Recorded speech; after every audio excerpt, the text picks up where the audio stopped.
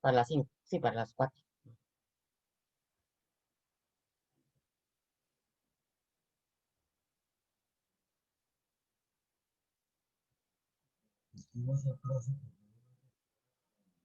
Me dice que hay que hacer. No, está bien, yo le digo, igual que ayer. Ayer pude rescatar la clase a tiempo.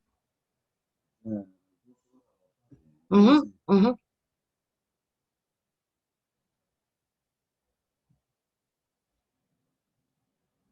Buenas tardes.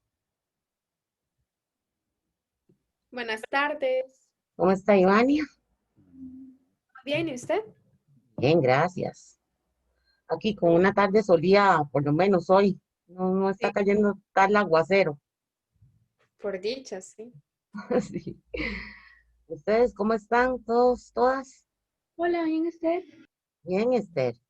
Todo Vamos bien, a, gracias. vamos a dar unos minutos para que se conecten los y las demás. Un par de minutos y les paso al profesor.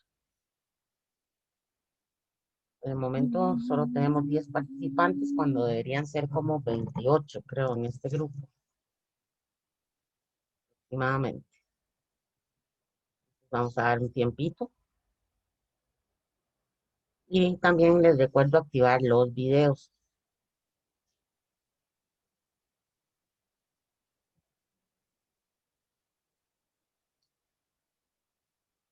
para la clase. Un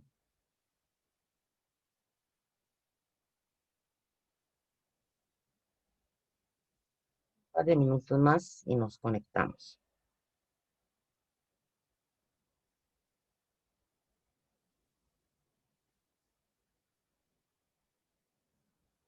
¿Qué tal les parecieron las obras de Goya que subimos la semana pasada? Cuéntenme, mientras tanto.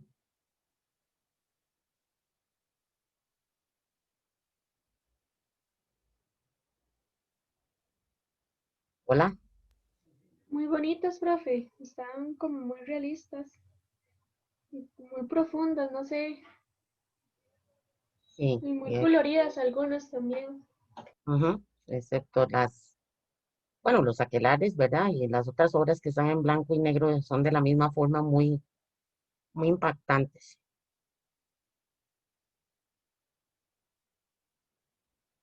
Bueno, un minutito más y si no, empezamos los otros 10.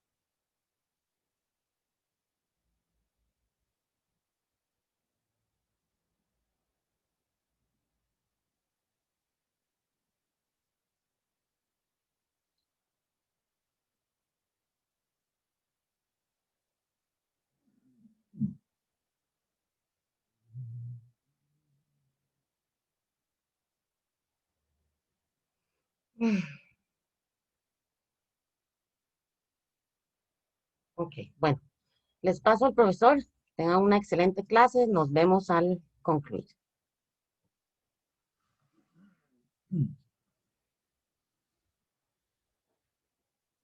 Buenas tardes, ¿cómo les va? ¿Me oyen bien? Sí, Bueno, usted, sí, profe.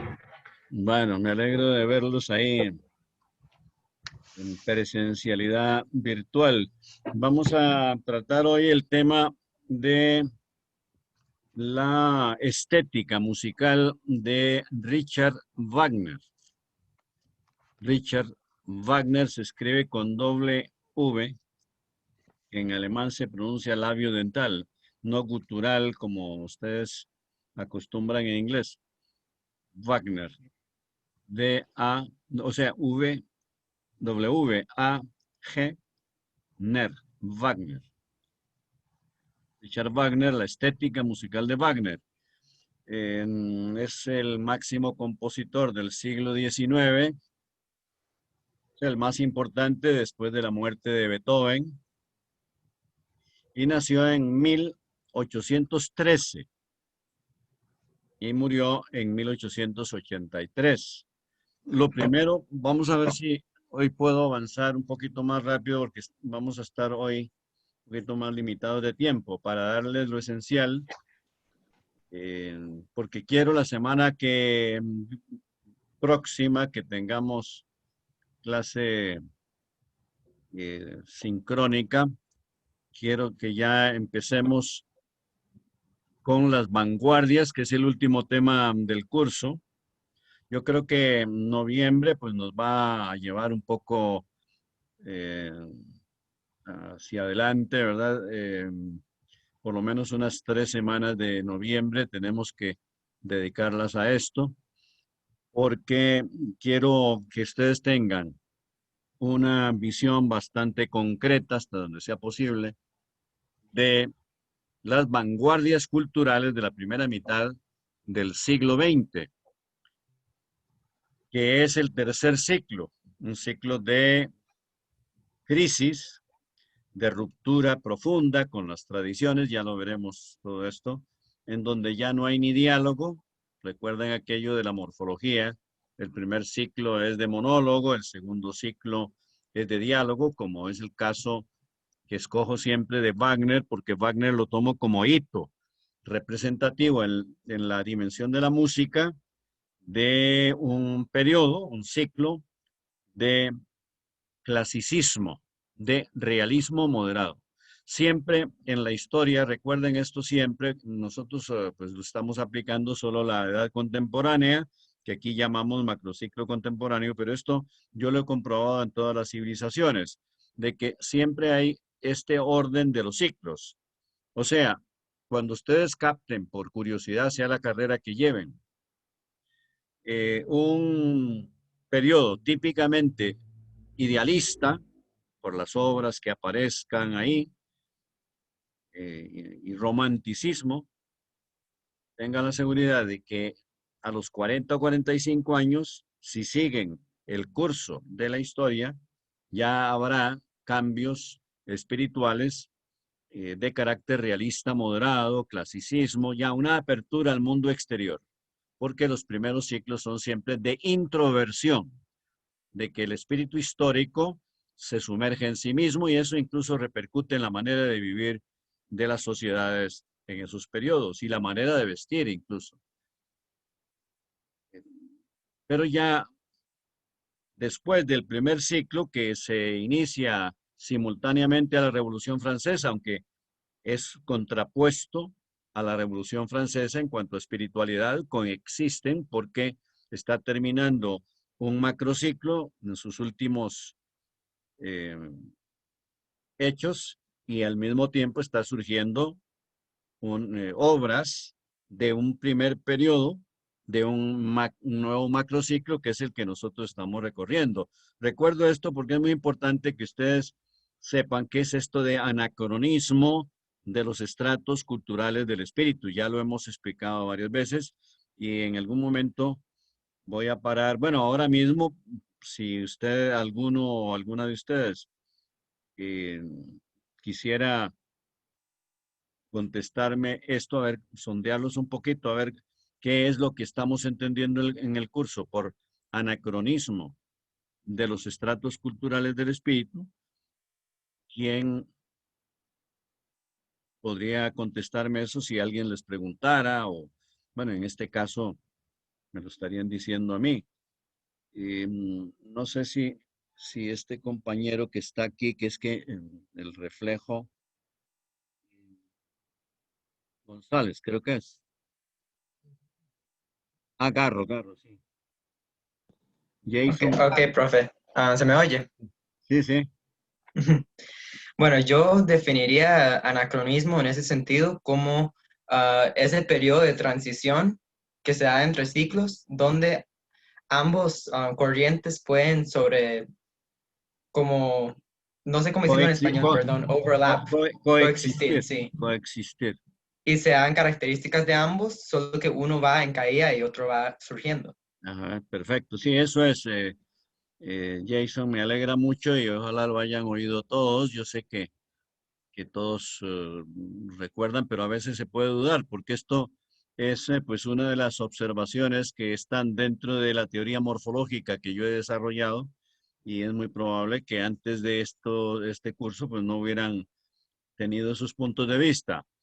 Y en cuanto a Wagner, lo primero, para ver si hoy avanzamos lo más que se pueda en la esencia de Wagner, es que el ciclo vital de un autor es fundamental para entender su obra, porque ese ciclo vital está impregnado de la espiritualidad de la época que le tocó vivir al autor, sea escritor, novelista, poeta, eh, prosista, cualquiera de los géneros literarios, autor de teatro. Siempre hay la espiritualidad romántica, si es un periodo romántico el que le tocó vivir, o realista clásico, moderado, o ultra realista, como son todas las obras geniales de la primera mitad del siglo XX. Entonces, que repasen bien esto, que lo vean claro, porque ya estamos bastante avanzados en el curso. Bueno, nos falta todavía casi, podríamos decir, sí, mes y medio más o menos, y tenemos tiempo para concretar lo que más nos interesa, pero hay que ir un poquito deprisa ya. Y lo primero es esto, de que ese ciclo vital de Wagner va de 1813 a 1883, y que Beethoven, que es el romántico absoluto, nació en 1770. O sea, entre el año de nacimiento de Beethoven y el de Wagner hay 43 años de distancia, y eso es el promedio aproximado de un ciclo histórico.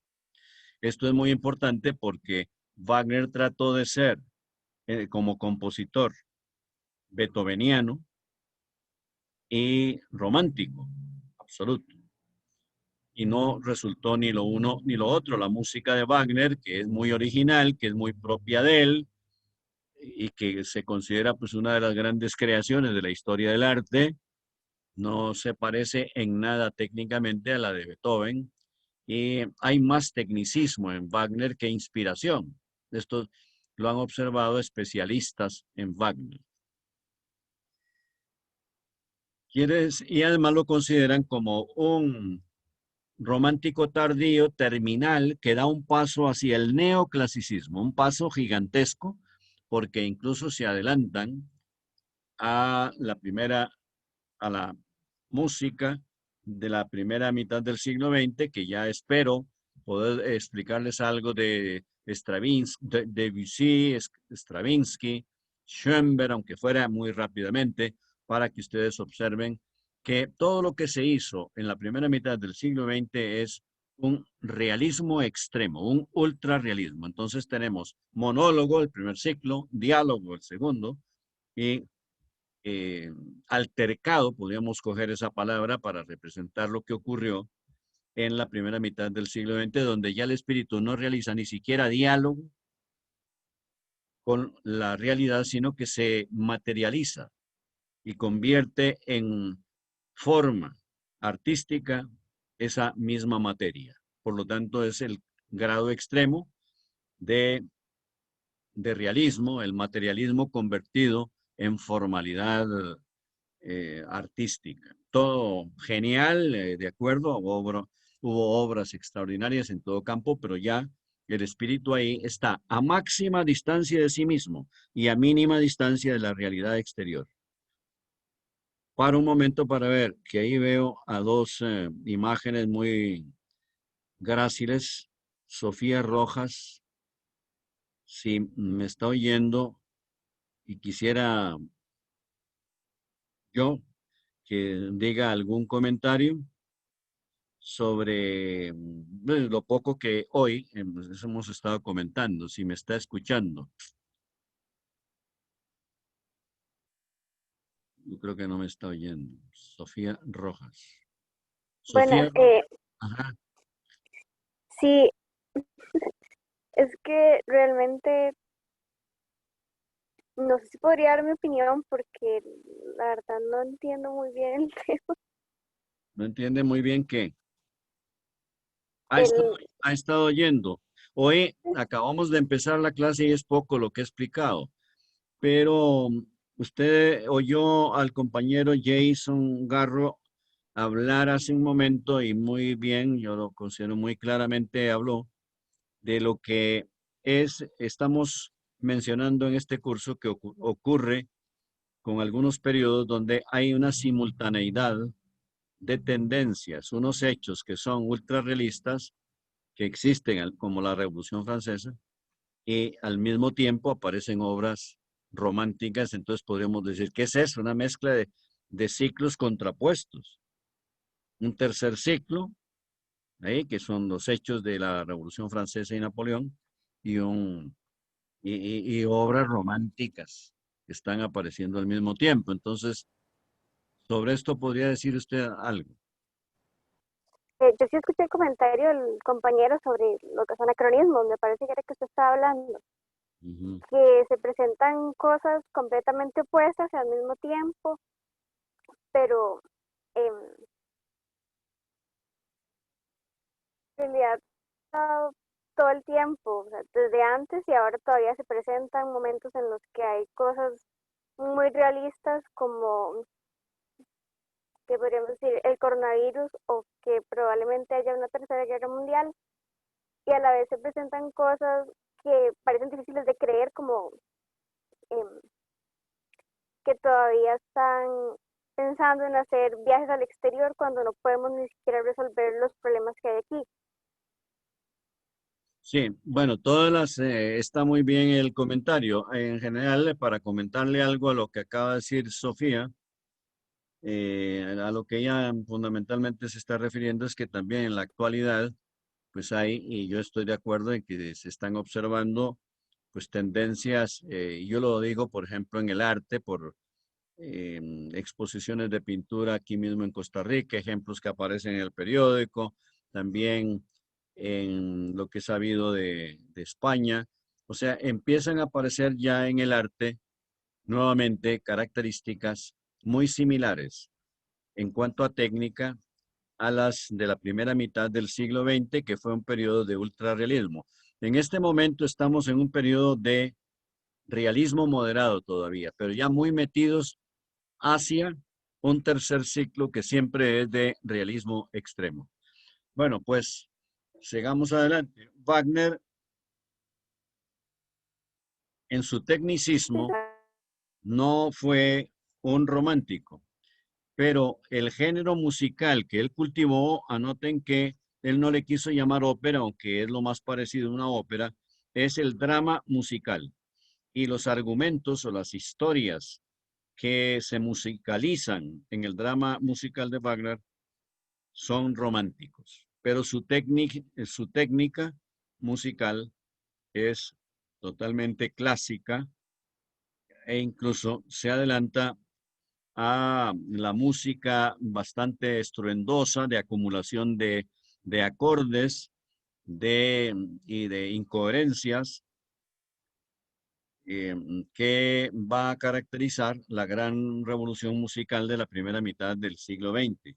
Quiero que anoten ahí un principio fundamental para entender la música de Wagner, y es este principio. Lo voy a decir despacio para que lo anoten ahí, tomen siempre apuntes porque es el material didáctico más mejor disponible, más cómodo. Visualización del sonido y sonorización. Visualización del sonido y sonorización de las formas visuales. O sea, un intercambio y transfusión de elementos procedentes de diferentes órganos. Lo que entendemos por una palabra muy importante, apréndansela desde ahora de memoria, el fenómeno de la sinestesia, con S las dos, sinestesia, que es la influencia de un órgano sensorial en otro. Y la música de Wagner no puede ser romántica porque es ambiental y descriptiva. Y oyendo alguna de sus obras características, nos estamos imaginando lo que está ocurriendo. O sea, estamos oyendo eso, nos entra, es acústico, nos entra por los oídos y nos enciende las imágenes visuales. Y nos da la impresión de estar viendo un paisaje, movimientos de carros de guerra, caballos a galope, ¿Qué es lo que ocurre con una obra que yo siempre recomiendo de Wagner? Recomiendo varias. Una de ellas es La cabalgata de las Valquirias. Valquiria, con doble V, Valquiria y K, eran heroínas germanas de la Edad Media que cabalgaban en el campo de batalla socorriendo a sus compañeros soldados. Por supuesto, se jugaban la vida en medio de una lluvia de lanzas. Asistían a sus compañeros de guerra. Esas eran, se dice, muchachas vírgenes cabalgando desnudas. No sé por qué tenían que ser desnudas. Bueno, es interesantísimo eso, desde luego, y uno se las imagina, pero así está la leyenda germana. Quiero subrayar que Wagner en sus dramas musicales siempre se inspiró en leyendas, la mayoría, leyendas germanas, como la tetralogía. Tetralogía es una obra en 4 secciones y por eso se llama tetralogía, inspirada en la historia de los Nibelungos, que son los grandes guerreros germanos de la Edad Media. Esa es la otra obra que yo recomiendo. El drama musical más importante de Wagner, y es una tragedia, porque todos los dramas musicales de Wagner, por eso son tragedias, dramas, son historias de amor frustrado, trágico, con la muerte de los amantes o la separación, también dramática, por supuesto, de ellos en medio de un idilio. Y ya digo, Wagner trató de ser romántico y para sus dramas musicales escogió leyendas románticas. Nadie puede dudar de que el amor siempre en sí mismo es romántico y si es trágico, mejor todavía, porque el romanticismo genuino siempre busca la tragedia. En algún momento podemos explicar esto de por qué la humanidad en los periodos románticos simpatiza tanto y en sus obras, en sus novelas, la poesía, en el teatro, cultiva la tragedia, como los griegos en el siglo V antes de Cristo con Esquilo, con Sófocles y Eurípides. O Shakespeare en otro periodo también de introversión, de monólogo, de intimidad. Shakespeare, la gran mayoría, tuvo comedias, pero la gran mayoría de las obras inmortales de Shakespeare son tragedias. Como alguna que ustedes deben conocer por el colegio, el Hamlet, o una que es conmovedora siempre, la he leído varias veces, la he visto en alguna película extraordinariamente bien hecha, Otelo, terrible. Yo les recomendaría a ustedes, si no la han leído, de Shakespeare, Otelo. Y entonces en todos los periodos en que la historia llega a un ciclo de espiritualización, de romanticismo, cultiva la tragedia. Ustedes empiecen a preguntarse por qué la humanidad en esos periodos simpatiza tanto con lo malo, lo triste, al extremo de la tristeza, como es una obra trágica. Este principio de visualización del sonido y sonorización de las formas visuales, que es el fenómeno de la sinestesia, lo cultivó Wagner en todas sus obras. Hay una que yo recomiendo también, que es de juventud y que es muy evidentemente un adelanto de lo que será el impresionismo musical, porque Wagner es contemporáneo de la pintura impresionista, de la que tenemos que hablar algo en lo que falta del curso. Toda la pintura del siglo XIX es impresionismo, paisajismo, o sea, una visión panorámica a gran distancia de la naturaleza. Ya no es romanticismo, sino una búsqueda de las formas visuales. Por tanto, Ya no es el espíritu metido en sí mismo, sino volcado hacia el mundo exterior. Y esa obra, que es de juventud porque la concibió Wagner a los 25 años de edad, inspirado en un poema de un poeta romántico alemán, Heine, se escribe H-Eine, H-Eine, y se pronuncia Heine.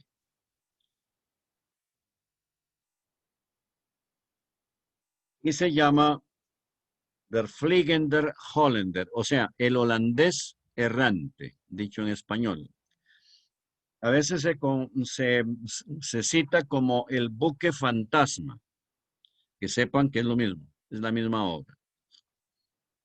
Y es una obra también descriptiva, ambiental, impresionista, porque nos estamos imaginando las mareas, el mar embravecido, los cambios de clima en el mar. Es un hombre que está destinado condenado por el destino a buscar la mujer ideal, que para Wagner era la mujer fiel. No podemos entender muy bien esto de la obsesión que tenía Wagner por eso, pero bueno, este hombre parece, holandés errante, este hombre que andaba buscando y tenía la obligación de buscarla en todos los puertos del mundo, en todos los océanos, una mujer que le garantizara fidelidad absoluta, era un complejo que tenía Wagner, y la encuentra supuestamente desde el principio en un puerto de Noruega. Y la mujer parecía que lo estaba esperando y que conocía la leyenda de ese holandés, ese hombre que andaba buscando.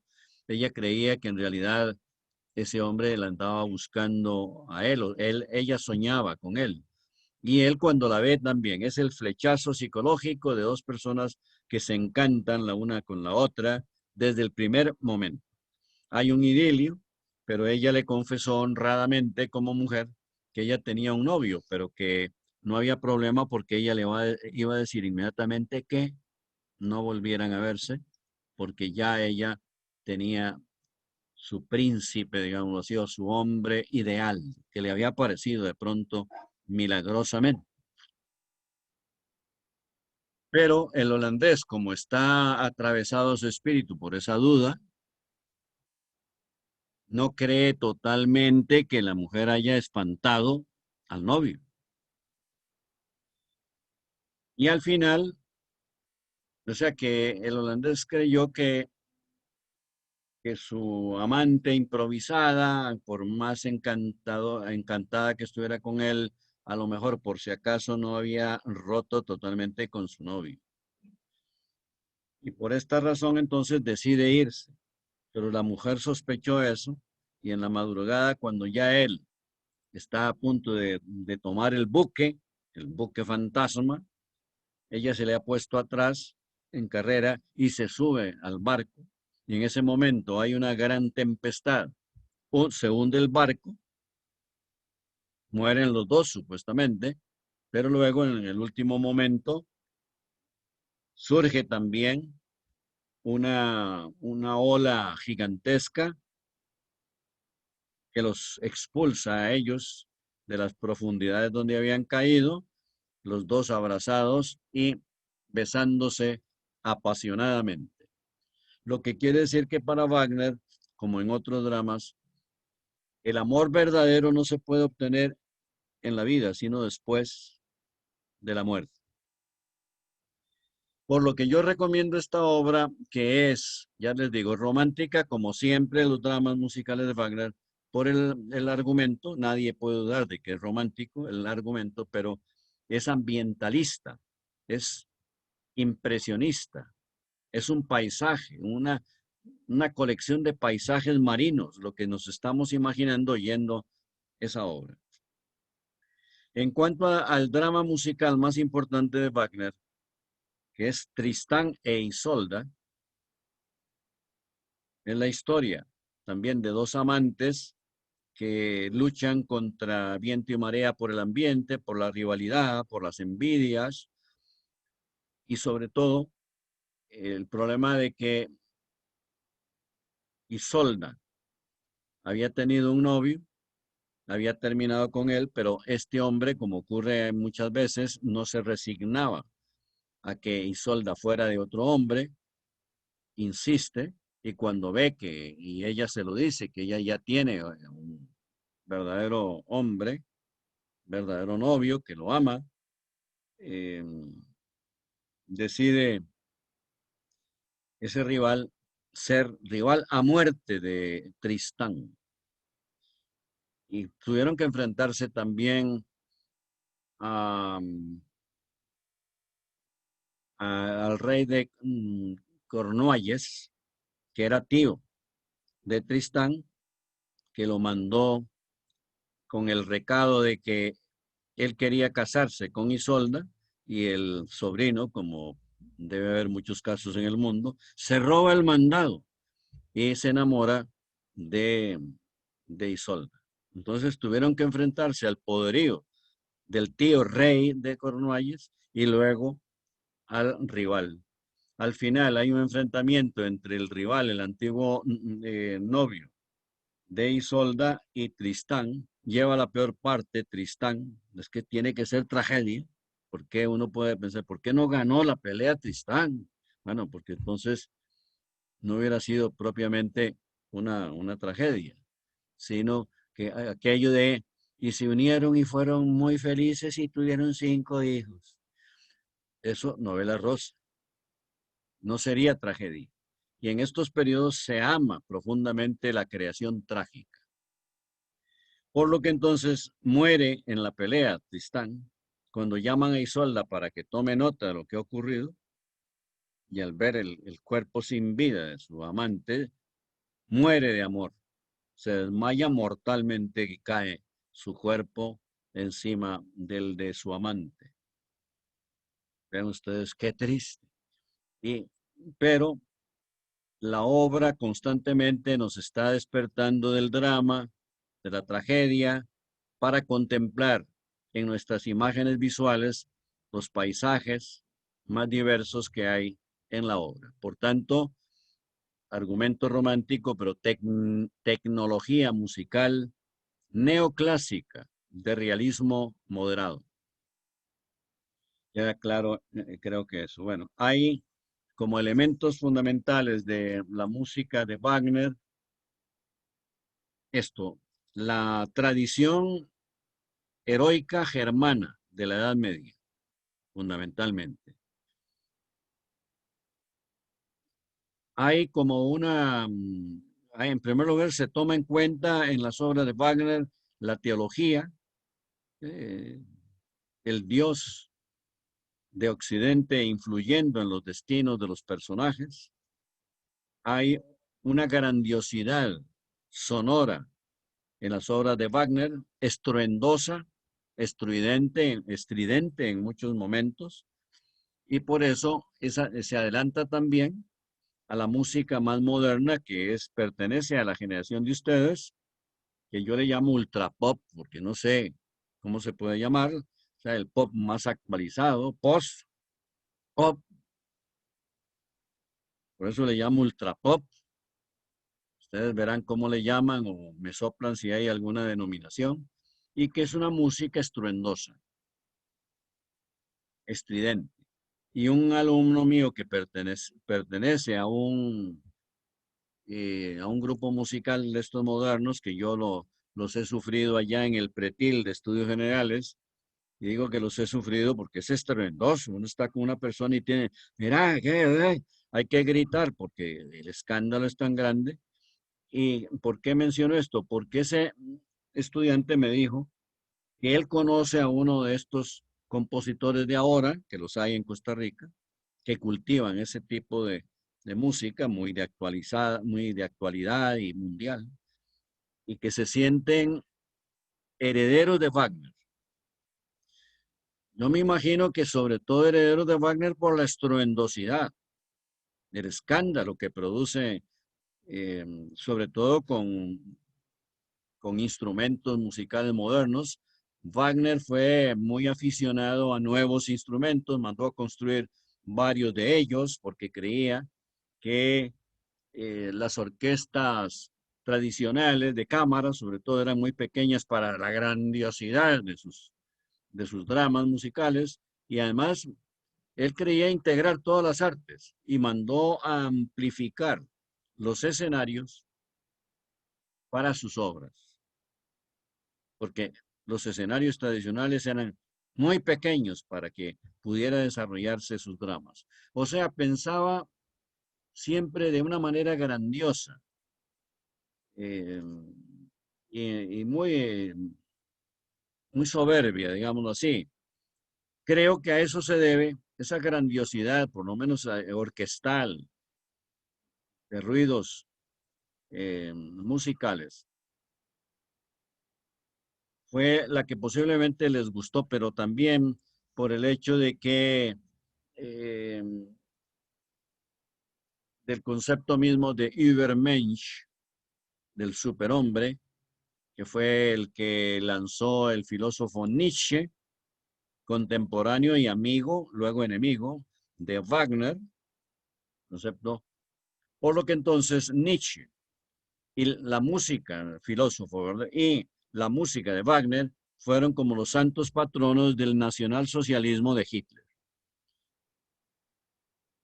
O sea, los nazis creyeron que la música de Wagner, por su grandiosidad, por tener esa condición de desbordamiento de todos los cánones tradicionales, y que en cierto modo son como cultivan un éxtasis hacia el infinito, hacia la morada de los dioses.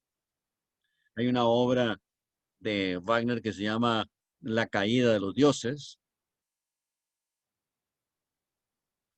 y que en parte se influye o se inspira en una obra homónima, o sea, del mismo nombre, que un ensayo filosófico de Nietzsche, que se llama también así, El ocaso de los dioses. Por lo tanto, entonces, como características, para resumirlas, la música de Wagner es, ya dije antes, pero quiero subrayar esto, un neoclasicismo desde el punto de vista técnico.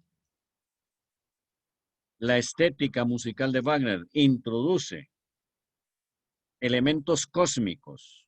Algunos sectores de sus partituras las oímos muy parecidas a lo que se podría entender como ruidos cósmicos, ruidos interestelares,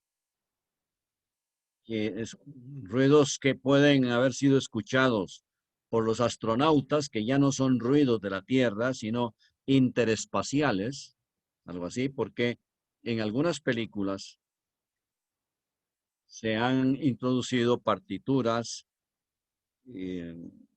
composiciones musicales que tratan pues de imaginarse los ruidos que los astronautas han podido percibir en el cosmos, y que esos serían pues los elementos ambientales de los dioses. Es una descripción no solo de paisajes de la Tierra, sino paisajes interestelares, los que introduce Wagner en sus obras. Ya he dicho que pues lo que más le complace a Wagner es cultivar las leyendas germanas de la Edad Media, y que le cité la historia de los Nibelungos, que son 4 secciones, por eso se llama tetralogía, en donde rinde homenaje eterno a esos héroes germanos en las luchas que mantenían contra el pontificado, el imperio pontificado, en las luchas entre el pontificado y el imperio germánico en la Edad Media, donde destacaron o sea, los Nibelungos fueron los máximos héroes de guerra de los alemanes. Y es en lo que se inspira fundamentalmente Wagner. Pero también Wagner era bastante religioso. Recuerden que nos distancia de él 200 años y en esa época es lógico que la humanidad fuera más religiosa que actualmente. Nos cuesta entender, pero hay que tomar en cuenta que esa tradición religiosa católica, sobre todo con sus variantes protestantes y todo lo que queramos, es una tradición de 2000 años y es muy difícil y es la que más ha influido en la evolución de las artes, por lo que tienen que estar presentes. En el Fausto de Goethe podemos observar también en la segunda parte del Fausto de Goethe esa lucha entre el pontificado y el imperio en que intervienen Fausto y la magia de su amigo, el demonio, el diablo, que aparece con el nombre de Mefistófeles en esa obra, y ganaron los germanos, los imperialistas germanos, algunas batallas por la magia del amigo de Fausto. Y al final, pues hay una gran cantidad de desgracias y incluso, pues, Fausto se salva al final por el amor de Margarita, quien está en el cielo como persona inocente hacía años, después de grandes tragedias al final de la primera parte. Pero eso por lo que quiere decir que es que el mal, el genio del mal nunca gana. Puede perjudicar mucho y de hecho perjudica, pero el final de esa guerra entre Dios y el diablo la gana Dios, se lleva prioridad Dios. Ustedes verán si eso tiene sentido o no, pero es lo que hay en la cultura nuestra occidental que ha evolucionado durante 2000 años. Hay un gigantismo sonoro, gigantismo sonoro en la música de Wagner. O sea, una desaforada magnitud es lo que se irradia de esas partituras de Wagner. Y por supuesto que hay también un estado de ánimo interno que es el de Wagner, que fue un hombre frustrado. Ya se imaginan ustedes por qué. Él estuvo casado 2 veces, tuvo algunas aventuras como cualquier otro hombre y siendo un músico genial, famosísimo, pues ya podrán comprender ustedes que escasez de mujeres no debe haber tenido, pero ninguna le convenció, lo satisfizo porque tuvo el sentimiento y la creencia de que el amor verdadero no se obtiene en la tierra, sino después de la muerte. Y posiblemente hasta con la desconfianza de que una mujer verdaderamente fuera fiel como mujer suya. Y ya eso, pues nadie se lo podía quitar porque yo creo, por biografías que he leído de Wagner, que debe haber sido un complejo que tuvo desde la niñez, porque la leyenda dice que la madre de Wagner tuvo un amante secreto, un actor y dramaturgo, Ludwig Geyer,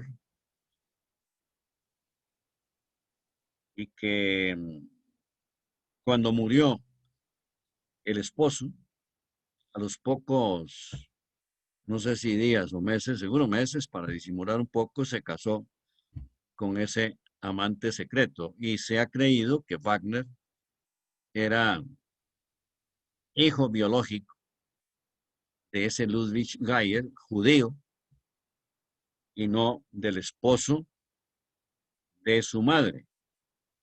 Como el niño Wagner debe haber oído algún comentario de vieja de patio que nunca faltan en ninguna época acerca de eso, debe haber guardado en su subconsciencia un complejo de ser hijo adulterino y de un judío. Wagner no tenía un sentimiento antijudío como el que tuvieron los nazis 150 años después. No había en Alemania un ambiente antisionista Pero Wagner les tenía intriga porque algunos judíos compositores habían tenido siempre más éxito que él.